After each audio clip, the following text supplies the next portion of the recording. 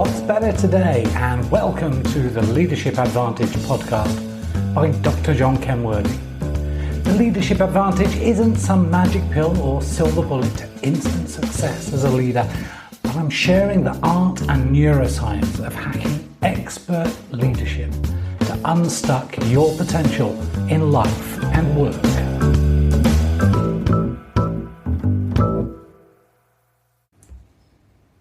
Hey there, and welcome to this edition of the Leadership Advantage podcast with me, John Kay. How to manage uncertainty with command intent. Everyone has a plan until they get punched in the mouth. That was Mike Tyson's excellent response to a reporter's question before his fight with Evander Holyfield.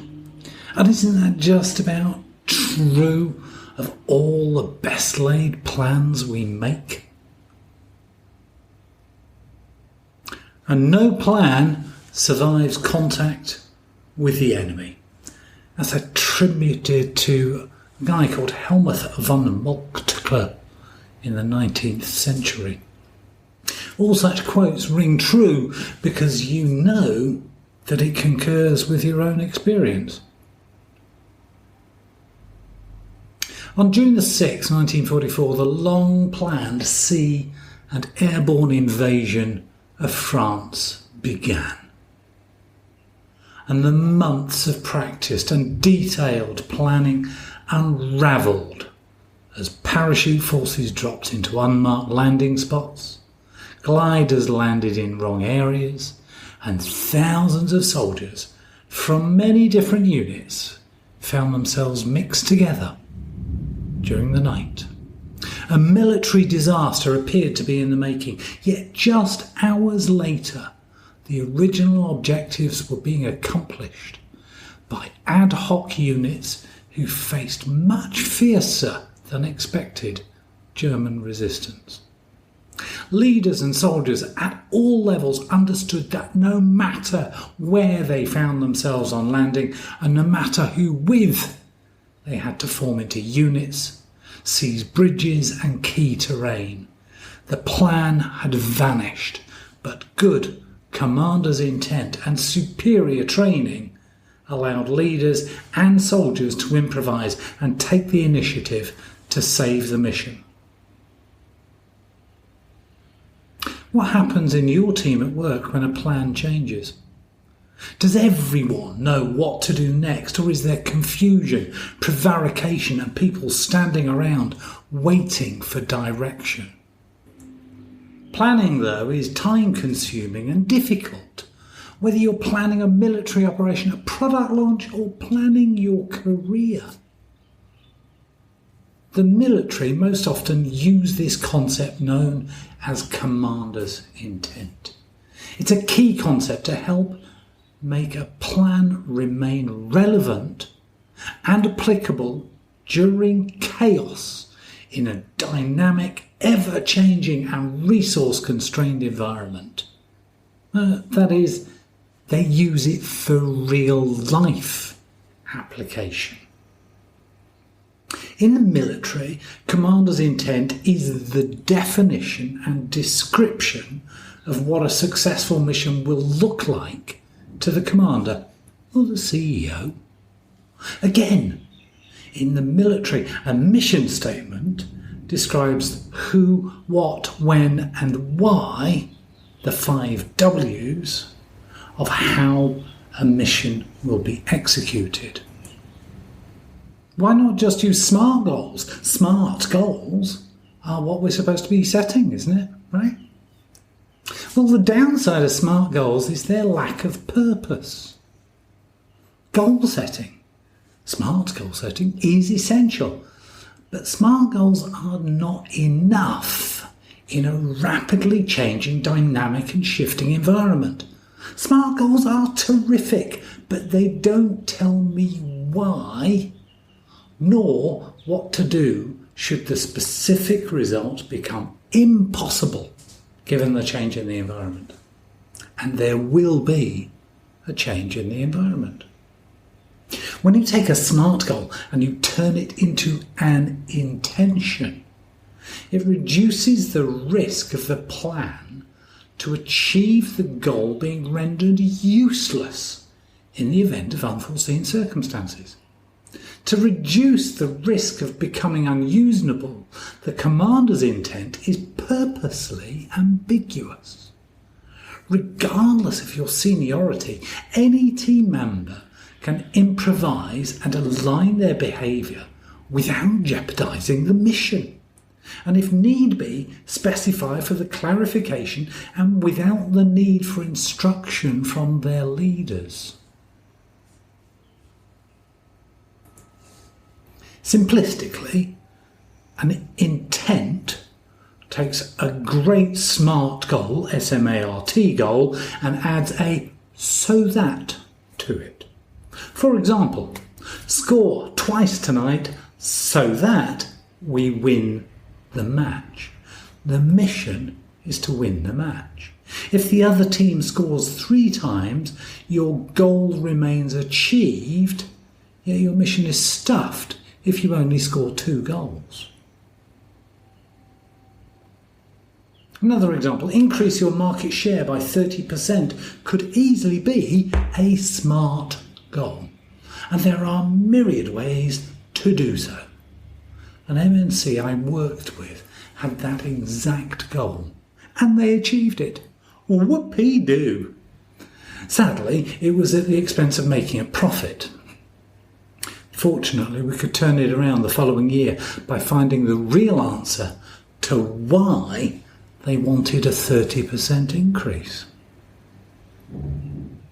James Carville and Paul Bagel recall Herb Kelleher's description of Southwest Commander's intent in their book Buck Up, Suck Up and Come Back When You Foul Up, 12 Winning Secrets from the War Room. Herb Kelleher's command intent was, we are the low-cost airline. When you understand that you are working for the low-cost airline, it's easy to measure any action you take against that intention. Does giving passengers free water during their flight, that they would love to have, align with that intent? Commander's intent allows those trained, confident and engaged employees to understand the plan and when they have to deviate to ensure that Commander's intent is accomplished.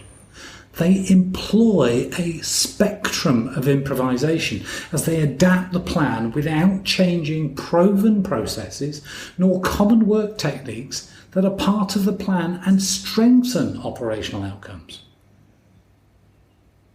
And most often, a good plan is a source of strength, and you only need to adapt portions of the plan that require adjustment. The spectrum of improvisation retains the processes and systems that support business and mission excellence, whilst adapting necessary elements to ensure mission success. Clear commander's intent gives yourself and your team members direction and confidence. If you lead your team, then you are responsible for identifying a worthy and compelling vision and articulating it to the team. People continually need to be shown the team's compass clearly and creatively so that their actions align and they stay motivated by a captivating picture of the future. In their book Made to Stick, Chip and Dan Heath share help from the unit in charge of military simulations for NATO, that's the Combat Manoeuvre Training Centre, who recommend that officers there arrive at their commander's intent by asking themselves just 2 questions. And to be completely certain that you include a clear communication of purpose, I suggest that you add so that. Question number 1, if we do nothing else during tomorrow's mission, we must. Whatever it is, so that. whatever our mission is. Question 2. The single most important thing that we must do tomorrow is blank. So that blank. Using a commander's intent can help you get more done and strip your to-do list down to its most important task. Leaders who are unable to articulate clarity of command intent often find that the team fails to commit. And this creates ambiguity among the team about direction and priorities. It causes team members to watch windows of opportunity and watch them close due to excessive analysis and unnecessary delay. It also breeds a lack of confidence and a fear of failure. If you are unable to be clear about command intent, your team revisits discussions and decisions again and again and again. And it encourages second guessing among team members as to what's really going on. Of course, if you want your team to lack confidence, fear failure, have endless meetings, revisit the same old things again and again, and have so many meetings for it, and encourage second guessing, then just don't do this. On the other hand, if you would like your team to have some confidence, have no fear of failing, only have necessary, essential communication meetings, be straightforward, set a command intent. You can do this very simply. You can do this for yourself, stripping down your to-do list to that one most important task. And I think you'd probably like to try that. So ask yourself this one question. If I do nothing else tomorrow, I must... ... What would you do? Call a prospect? Write to your mother? Prepare for that presentation? Or establish a clear command intent for yourself and your team so that... Be greatly blessed. Bye for now.